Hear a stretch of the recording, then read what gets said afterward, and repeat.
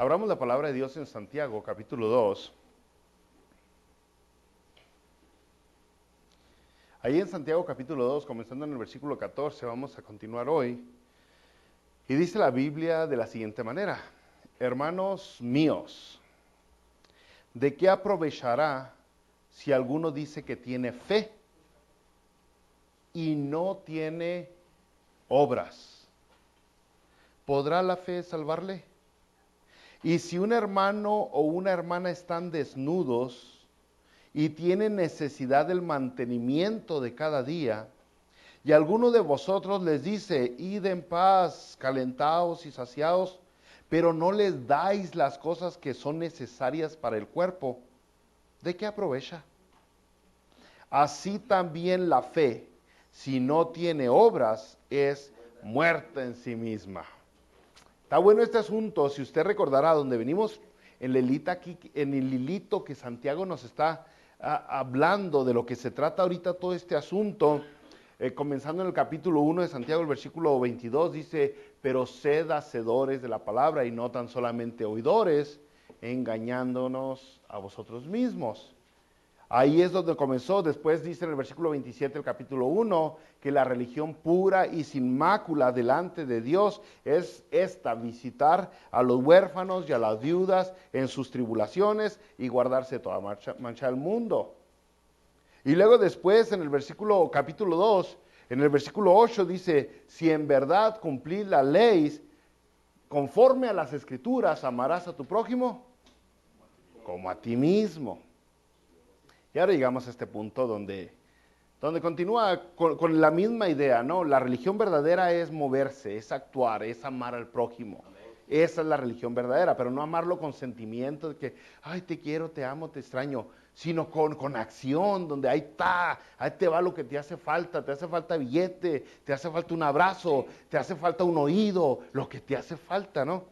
Ahora entramos aquí y estamos entrando, brothers, a un terreno medio peligroso, déjeme le digo, pero también muy importante para la teología cristiana. Esto que empezamos a leer hoy, muy importante, porque en todo el mundo, dele vuelta para donde sea, para cualquier parte del mundo, en realidad nomás hay dos religiones, solo existen dos religiones en el mundo.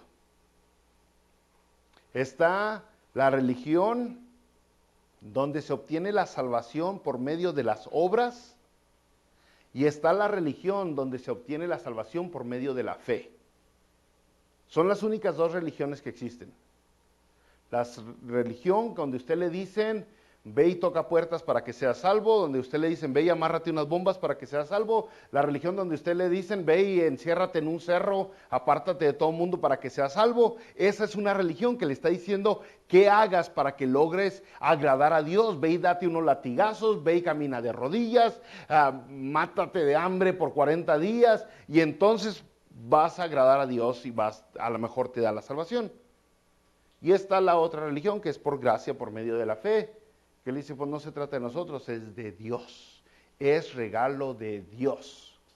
Y entonces, ahí es donde empezamos a entrar, brothers. Ahora, cuando decimos que somos salvos por fe, por gracia, por medio de la fe, no significa, brothers, que la fe no produce obras. Ahí es donde está el truco. No significa que la fe no está produciendo como efectos secundarios obras. Que algunas personas así lo tomarían, dirían, pues yo ya soy salvo, Jesús ya hizo todo por mí, ya ahora a darle vuelo, ¿no? Vamos a soltarnos el cabello y vamos a andar de locones. Pues que al cabo de Jesucristo ya hizo todo. Eso en realidad no sería ni siquiera fe, porque no estaría confiando ni creyendo en las palabras que Jesucristo dijo, porque no lo estuviera obedeciendo. Al decir que soy salvo por fe, brothers, nunca desliga las obras como evidencia de su fe. Las obras en realidad son lo que hace evidente que usted es fe, que usted tiene fe, que usted es salvo. Pero luego aquí la gente se empieza a confundir, dice, pues qué onda, ¿no? O sea, vino a hacer, y algunas personas podrían decir a este momento, pues viene a ser la misma, de todos modos tengo que hacer obras. No. Aquí el orden del factor es muy importante. Es muy importante. Si usted quiere primero tener obras para luego tener la salvación, nunca va a tener la salvación, porque no hay nada que usted pueda hacer, que pueda conseguir. No hay un grupo de buenas acciones, de buenas obras que usted pueda juntar para decir, ahora sí, ya me gané la salvación. Y si ahí quiere comenzar con obras, es decir, ahora voy a ser bueno y al último los ponemos en una escala, ¿no? A ver mis malas obras con mis buenas y a ver cuál pesa más. Y a lo mejor y entro al cielo. Pues la verdad es que nunca nadie va a poder entrar así porque no hay manera de que paguemos por la rebeldía que hemos hecho, ni cambiemos nuestro corazón con nuestras buenas intenciones. Entonces, algunas personas dirían es lo mismo al no saber lo importante de una fe verdadera. Porque primero viene la fe en Dios, gracias al Espíritu Santo que nos da convicción de nuestros pecados. Y al cambiar, al darse cuenta usted quién es Jesucristo, que no solamente buena onda, sino misericordioso, sino generoso, sino lleno de amabilidad, de paciencia, de amor. Un Jesucristo que está siempre presente, siempre constante, que le suple todas sus necesidades. Al darse cuenta usted, ese Dios tan precioso, tan chidote que tiene, usted no se puede quedar de egoísta y acaparar todo para usted. No, esa realidad dentro de usted lo cambia y se empieza usted a parecer a ese Dios generoso que tiene. No hay manera de que uno esté delante de Dios, y no se empiece a parecer a Él. No empiece cada vez a asemejarse a Él, que ese es el propósito final de Dios. Mire, volvamos aquí, esta nomás fue una probadita, porque le digo, estamos entrando. Yo creo que para la otra semana o otras 2 semanas llegamos cada vez más a esta teología tan importante y tan profunda. En el versículo 14 dice, hermanos míos, ¿de qué aprovechará si alguno dice que tiene fe y no tiene obras? ¿Podrá la fe salvarle? Y aquí, en otras palabras, un poco más usables, diría, ¿de qué sirve? Es inútil, es inservible tu fe que no logra nada. Es inservible tu fe que no ha generado un cambio en ti. Es inútil tu fe que no te ha hecho más generoso, que no te ha hecho más amoroso, que no te ha hecho más paciente. Es inútil tu fe que no demuestra el Dios que tiene a través de tus hechos, a través de tus acciones y de tus pensamientos. Más o menos es lo que dice aquí. Fíjese en 1 Corintios, en el capítulo 15, versículo 2. Dice así 1 Corintios 15, 2, por el cual asimismo, si retenéis la palabra que os he predicado, sois salvos. Si no, creístes en vano. Creístes en vano. Fe es creer o creer es fe. Fe es confiar. Lo que dijo Dios lo cree. Quien dice que es, lo que dice que hace y lo que dice que va a hacer, usted lo cree. Y dice aquí, bueno, en 1 Corintios 15, eres salvo si retienes la palabra. Retener la palabra es más que una idea, un pensamiento, donde pues yo creo que dijo la verdad. Es vivir basado en lo que cree. Entonces lo que nos dice aquí la palabra de Dios, y nos lo acaba de decir Corintios, es que hay una fe muerta. Hay una fe que no sirve, inútil, es un pensamiento que no te lleva a ningún lado, porque no genera un cambio en ti y porque no genera un cambio en tu futuro, en tu destino final. Entonces es una fe muerta. Y entonces esta onda es muy importante porque puede haber que creas algo acerca de Dios, puede hacer que crea que sí existe Dios, pero esa creencia que tiene la gente, bien, no puede ser suficiente para alcanzarle la salvación. Porque eso es fe, fe es creer. Y hay gente que cree, pero no cree lo suficiente como para obtener la salvación. Déjenme le doy unos ejemplos. Fíjese, vamos a Juan, el Evangelio de Juan que estamos aquí masticando los domingos, ¿no? Para familiarizarnos. Ya estamos familiarizados con Juan, pues. En Juan capítulo 2, brothers, ya para terminar el capítulo 2 de Juan, el versículo 23 en adelante, dice así: estando en Jerusalén en la fiesta de la Pascua, muchos creyeron en su nombre. Así dice la palabra de Dios. Muchos que creyeron en su nombre, viendo las señales que hacía. Pero Jesús mismo no se fiaba de ellos, porque conocía a todos y no tenía necesidad de que nadie le diese testimonio del hombre, pues él sabía lo que había en el hombre. No sé si puso atención, aquí dice que creyeron en ellos, pero aún así esa fe no los alcanzó. Dice, Jesucristo no se fiaba en ellos, los conocía. O sea, la clave es, muchos creyeron en su nombre, pero Jesús no se fiaba de ellos, pues él sabía lo que había en el hombre. ¿Creían? Sí creían, pero no era suficiente como para ser salvos. Y usted puede decir, ¿qué rollo, no? ¿Qué onda? Usted puede ir ahorita a cualquier supermercado o por allá afuera y usted le puede preguntar a la gente, ¿tú crees en Dios? Y le van a decir, creo en Dios. Y ve que son unos drogadictos, ve que golpean a la señora, ve que son unos avariciosos, ve sus acciones, su vida, su diario vivir. Y dice, ¿cómo pueden creer en Dios que es tan chidote y que se opone a las cosas que Él hace y todavía hacerlas? Mire, otro ejemplo en el próximo capítulo de Juan, el versículo 3, la historia de Nicodemo. Muchas personas conocen esta historia de Nicodemo. Pero empezando el versículo 1 de Juan 3, dice la Biblia, había un hombre de los fariseos que se llamaba Nicodemo, un principal entre los judíos. Este vino a Jesús de noche y le dijo, Rabí, sabemos que has venido de Dios. Otra vez. Gracias, hijo. ¿Qué le dijo Nicodemo? Sabemos, ahí está, creo en ti. Sabemos que has venido de Dios.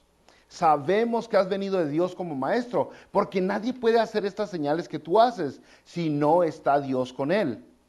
Respondió Jesús y le dijo, de cierto te digo, que el que no naciere de nuevo no puede ver el reino de Dios. Más o menos digo, sí, lo que tú sabes, lo que tú reconoces de mí, lo que tú crees de mí, no te alcanza para la salvación, al menos que nazcas de nuevo. Tenía fe, tenía cierta fe Nicodemo, pero la fe no le alcanzó. No le alcanzó. No fue la fe que se necesita para ser salvo. No fue. Creer sin un cambio no es suficiente para la salvación. Y ese es el rollo que estamos viendo aquí en Santiago. Hay gente que cree, pero no han sido transformados, pero no han nacido de nuevo. Pero su confianza en Dios está muy limitada. Muy limitada. Por lo tal, sus obras, sus acciones demuestran algo contrario a lo que su fe dice. Entonces nos da un ejemplo aquí en Santiago, brothers. Nos da un ejemplo de lo que está hablando, de una fe con obras, para que entendamos bien.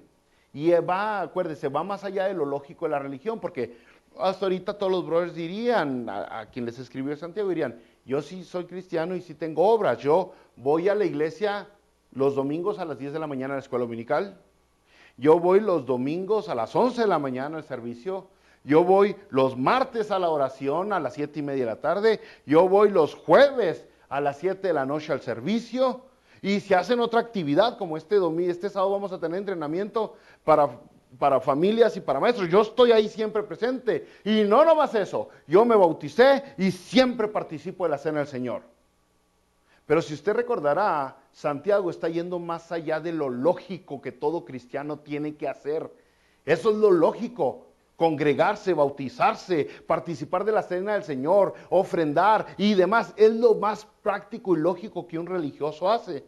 Y entonces Santiago nos está dando ejemplos prácticos, lo que un verdadero cristiano hace, que lleva más allá de las cuatro paredes. Entonces nos da un ejemplo. El versículo 15 digo. El versículo 15 dice, ahí está el ejemplo, si un hermano o una hermana están desnudos y tienen necesidad del mantenimiento de cada día, y alguno de vosotros les dice, id en paz, calentados y saciados, pero no les dais las cosas que son necesarias para el cuerpo, ¿de qué aprovecha? Se lo voy a traducir también al tiempo de hoy. Usted tiene billete en su cartera, puede ser que no tenga de sobra, pero tiene suficiente. Se encuentra algún brother, alguna sister, y le dicen, ¿cómo está? Nos está yendo como en feria, brother, le dicen a usted. Me está yendo bien gacho, fíjese que perdí el trabajo porque me enfermé, no me aguantaron el trabajo, me despidieron y pues como duré 3 semanas sin trabajar por estar enfermo, ahorita ya se me vinieron encima los pagos de la renta, la luz, el agua, el teléfono y los pañales y demás. Y usted le dice, pues que Dios la bendiga, que Dios le ayude, voy a estar orando por usted. E incluso se avienta una oración ahí. Oh, Padre, bendice a este brother, ayuda a esta hermana. Y ya después de orar, hermana, que Dios la bendiga. Pero no desembucha. Es lo mismo que está diciendo aquí. Pero no sacaste para alivianarlo. Es lo mismito que está diciendo aquí. Le dices, caliéntate, pues dale con qué se calentarse, está desnudo. Y entonces, es el ejemplo basado en creer lo que Dios dice y lo que Dios hace, porque muchas personas, por ejemplo, en este ejemplo de billete, muchas personas, ¿por qué no dan? Porque luego sienten que les va a faltar. ¿Y por qué sienten que les va a faltar a darle a alguien? Porque no están confiando en Dios. ¿Se fijó? Todo cae en fe, todo cae en fe. Entonces, por eso mucha gente, aunque tenga billetito para ayudar, no ayuda porque dice, ¿y qué tal si así a mí me hace falta después? ¿Qué tal si ahora yo me enfermo y quién me va a alivianar? Todo va basado en qué tanto confías en Dios y por eso muchas personas no ayudan a nadie porque están intentando rascarse con sus propias uñas y que este brother lo haga lo mismo. Pero de todo es ese asunto, ¿no? Si ustedes recordarán, creo que la semana pasada o la semana antepasada, mencionamos Mateo 25, cuando Jesucristo dijo, porque tuve hambre y me diste comer, tuve sed y me diste de beber. ¿Se acuerdan de ese punto? Y le dicen, ¿cuándo tuviste hambre y te dimos comida? ¿Cuándo tuviste sed y te dimos agua? ¿Cuándo te vimos con frío y te cubrimos? ¿Te vimos en la cárcel y te visitamos? ¿Cuándo? Y Jesucristo les dijo, por cuanto lo hiciste a uno de estos pequeñitos, me lo hiciste a mí. A mí, esa es la misma idea, ese es el mismo rollo, porque alguien que cree en Dios, creer es fe, acuérdese, creer es fe. Alguien que verdaderamente cree en Dios, alguien que verdaderamente tiene fe en Dios, alguien que verdaderamente confía en Dios, actúa basado en esa confianza que ha depositado en Dios. Y alguien que no confía en Dios, pues actúa basado en la desconfianza que tiene de Dios. Y eso es lo que lo detiene para que su fe sea viva, que se muestre, que se vea. Sigamos a la cita, brother. Estamos ahora en el versículo 17. Y dice la palabra de Dios, así también la fe, si no tiene obras, es muerta en sí misma. Se lo dejamos para que lo medite tantito. Mi brother, vea qué café me dieron mi brother Homero. Está bueno. Ahorita le paso. Entonces dice aquí, así también la fe, lo que crees, así también lo que tú crees, si no tiene obras es muerta. ¿Se fijaron por qué le dije hay fe que no alcanza para la salvación? ¿Por qué hay gente que cree, pero lo que cree no es suficiente para ser salvo? Eso es. Acuérdense que también le dije, hay dos religiones en el mundo, la salvación por obras y la salvación por fe. Pero ya después veremos la comparación de estas dos, porque no me quiero detener ahí, porque vamos a masticarlo en machine ese asunto de las únicas dos religiones que existen en el mundo. Y tristemente muchos cristianos ahorita viven agarrados de obras. Por eso le dicen a la gente, diezme, diezme, saque billete, una promesita para Dios. Usted puede, usted confía en Dios, Dios le va a dar más, Dios le va a alcanzar. Haga castillos en el cielo, hermanos, desembuche, saque billete para que allá y empiezan a prometerle mansiones y carros Lamborghinis en el cielo. Si usted afloje aquí, no, suelte, suelte, suelte, suelte, suelte. Es una religión por obras, igual como es el Islam, igual como es el hinduismo, igual como es el mormonismo, igual como es tantas otras religiones falsas. Es afloje y entonces Dios lo va a ver con buenos ojos y entonces a lo mejor y hasta el cielo lo alcanza. Pero volviendo al punto, usted diría, esta enseñanza de Santiago es nueva entonces. No es nueva, ya le mostré dos, tres ejemplos, pero se lo voy a mostrar todavía más, agarrando enseñanzas de nuestro Señor y Salvador Jesucristo. La fe genuina, en realidad, en toda la Biblia, siempre está asociada con frutos. Con frutos. ¿Verdad que esa palabra sí la he escuchado muchas veces? Entonces, los frutos vienen a ser consecuencias. Se oye negativa la palabra, pero no siempre es negativa. Los frutos vienen a ser consecuencias de tener fe, de creer. Un ejemplo, hay muchos, pero en Marcos capítulo 11, dice la palabra de Dios, al día siguiente cuando salieron de Betania tuvo hambre. Es Jesucristo, salió de Betania, le dio hambre. Y viendo de lejos una higuera que tenía hojas, fue a ver si tal vez hallaba en ella algo. Pero cuando llegó a ella, nada halló sino hojas, pues no era tiempo de higos. Entonces Jesús dijo a la higuera, nunca jamás coma nadie fruto de ti. Y lo oyeron sus discípulos. Versículo 20 de Marcos 11. Pasando por la mañana, vieron que la higuera se había secado desde las raíces. Ahí está un ejemplo. Esta higuera fue secada, es un milagro que hace Jesucristo, casi nunca, este milagro es muy especial de estos milagros que hace Jesucristo, porque son milagros de maldición, no son muy comunes, pero al fin y al cabo es un milagro de maldición. La higuera se secó con la palabra que Jesucristo dijo. Ahora, ¿qué onda? ¿Qué pasó aquí? La higuera no tenía fruto. Jesucristo dijo, ¿qué onda? ¿No tienes fruto? Órale pues. La secó la higuera. Bueno, el problema aquí y el por qué la higuera fue secada es porque la higuera tenía apariencia de tener fruto. Igual como muchos cristianos hoy tienen apariencia de tener fruto. Y puede hacer que hasta en las pláticas presuman que ellos han hecho acá y hayan hecho allá, y usted los conoce que no han hecho nada. Pero el que no los conoce, ay, este cristiano es bien cristiano. Y entonces la higuera tenía apariencia de tener fruto, pero no tenía nada. Estaba dando una declaración falsa. Aunque no era tiempo, estaba con las hojotas, verdote. Y Jesucristo lo usa, por ejemplo, para darle a todos aquellos religiosos que tenían la apariencia de que están bien con Dios, pero en realidad, no good. Se le demandaba fruto, no tuvo fruto, dijo que tenía fruto y por lo tanto fue secado. Otro ejemplo, con la higuera también, otra higuera. En Lucas 13 se nos da una parábola, en el versículo 6, Lucas 13, 6, bros. Y aquí es la parábola de Jesucristo, dice, Lucas 13, 6, tenía un hombre una higuera plantada en su viña, y vino a buscar fruto en ella, y no la halló.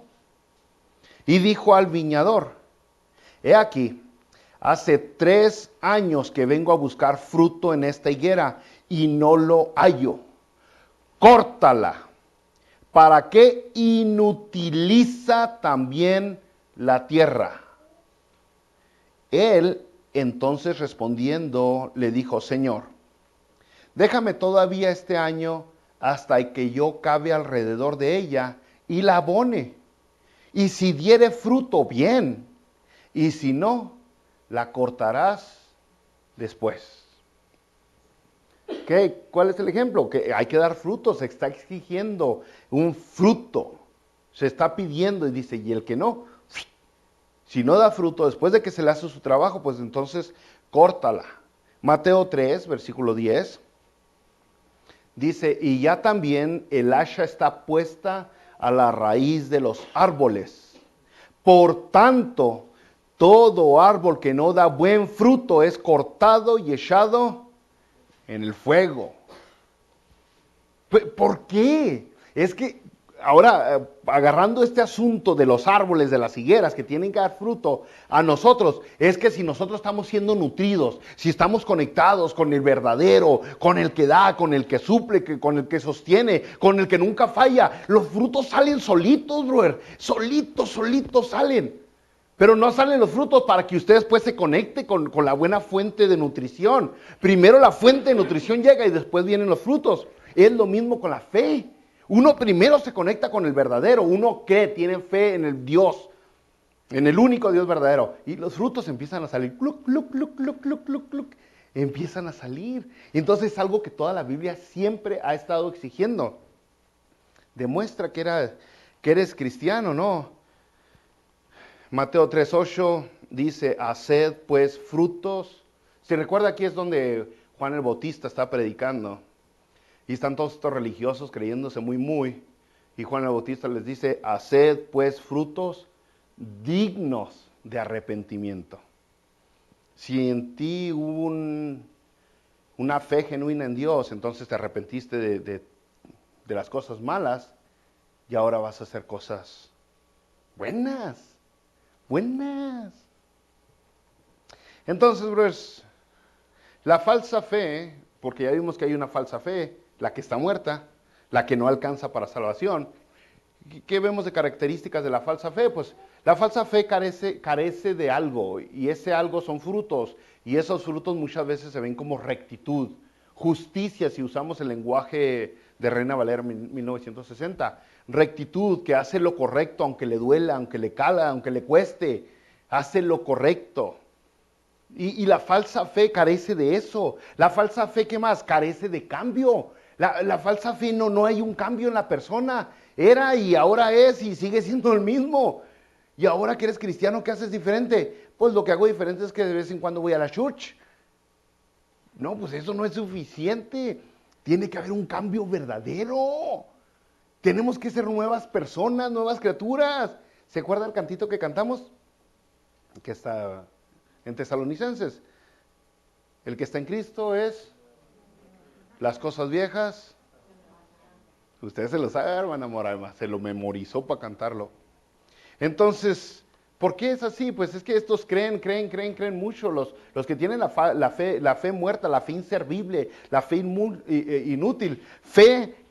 Pueden decir que creen mucho, pero les falta un compromiso. No hay compromiso, no hay entrega, no hay arrepentimiento, no hay cambio. Y aún así van a decir que tienen fe, pero no hay frutos. No hay frutos. Lucas 6, 43 al 44. No es buen árbol el que da malos frutos, ni árbol malo el que da buen fruto. Porque cada árbol se conoce por su fruto, pues no se cosechan higos de los espinos, ni de las zarzas se vendimian uvas. Es la misma onda. Entonces, la persona puede gritar, yo soy manzano, pero en realidad es un nopal. ¿Cómo sabemos que no es un manzano? Pues por los frutos, da espinas, un cactus. Pero no es un manzano, porque si fuera un manzano diera manzanas. Es lo mismo si fueras cristiano, tus frutos serían evidentes, ¿no? Serían evidentes. Y esto es algo de lo que está diciendo Santiago. Otra vez, volviendo a estos versículos que leímos, el 14, dice, hermanos míos, ¿de qué aprovechará si alguno dice que tiene fe y no tiene obras? El 17, la fe si no tiene obras es muerta en sí misma. Yo sé que está chido, está bonito a veces tirar barra, porque a veces se siente bien uno ser egoísta porque cree que se va a superar.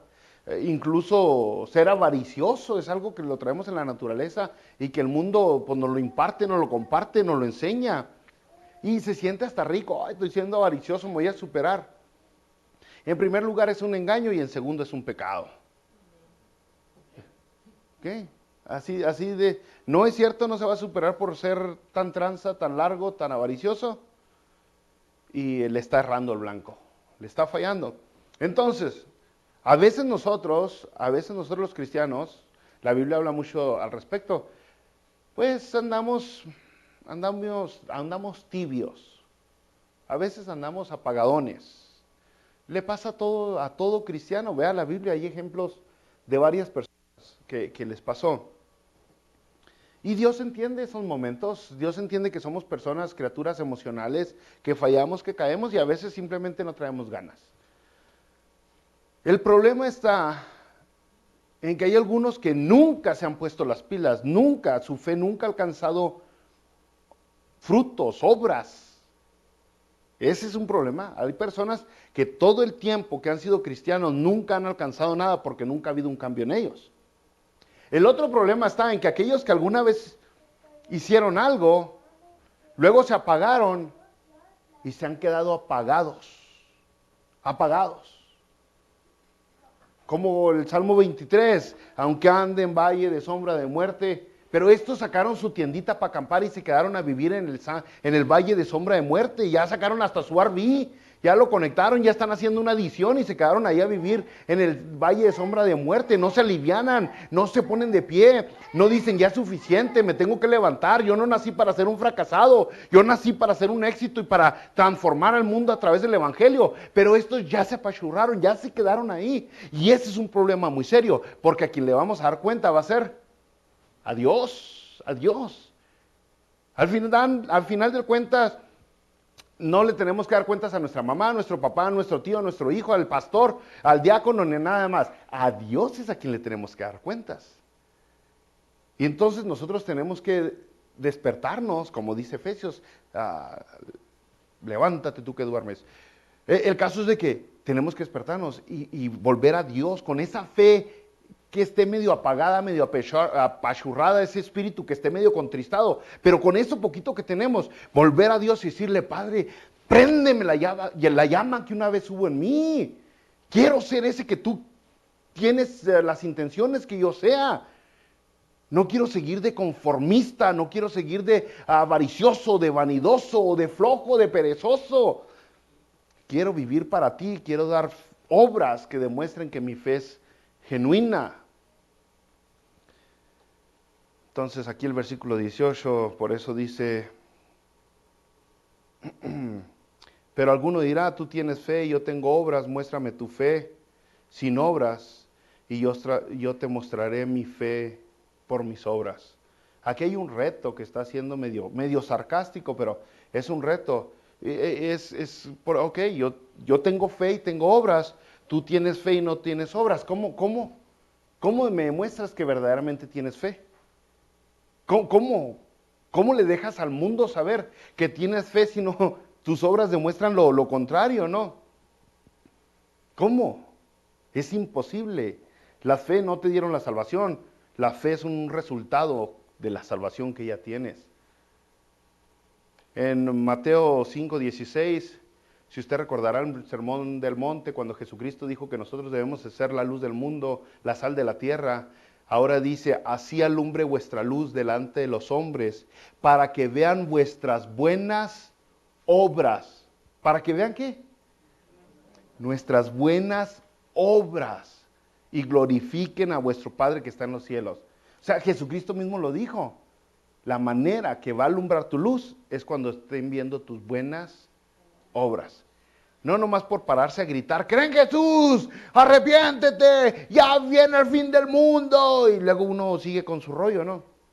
No, es que lo vean a uno, que lo observan. En Efesios capítulo 2, capítulo 2 de Efesios, versículo 10.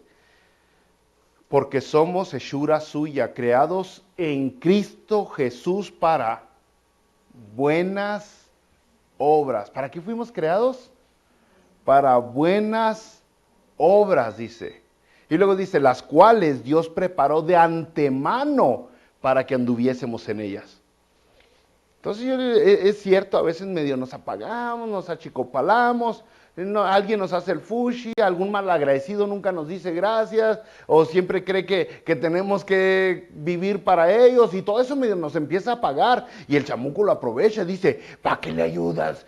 Son malagradecidos, son gorrones, y usted empieza a pagar, sí, es cierto, ¿ya para qué? Pero a quien le va a dar cuentas es a Dios. No le va a dar cuentas a ese malagradecido, es a Dios. Ahora déjeme le digo, si las obras demuestran si su fe es genuina, es otra prueba de las que Santiago hace, o es falsa, pero Dios sabe inmediatamente en el instante si usted es salvo o no es salvo. Dios sabe inmediatamente si su fe es genuina o no es genuina. Estas pruebas no son para que Dios se dé cuenta, estas pruebas son para que nosotros nos demos cuenta. Para que nosotros nos podamos ver y digamos, caray, me estoy engañando a mí mismo, necesito alivianarme, necesito mejorar. Por eso es que una de las pruebas, una de las cosas que muestras si tu salvación es genuina son tus obras. Mateo 7:16. Mateo 7:16, yo creo que el 98%, aquí 99% lo saben, dice, por sus frutos los conoceréis. ¿Cómo? Por sus frutos los conoceréis. ¿Acaso se recogen uvas de los espinos o higos de los abrojos? Es la misma idea, otro versículo. Entonces, la fe va respaldada de hechos, de pensamientos, de acciones, de decisiones, de actitud. La fe va acompañada de todo eso. La actitud no le da la salvación le da la actitud. Y le voy a poner un ejemplo más para que se acoplen, para que vean que sí estamos modernizados. Por ejemplo, mire, yo le puedo decir a ustedes que yo tengo fe en que México va a ganar el mundial.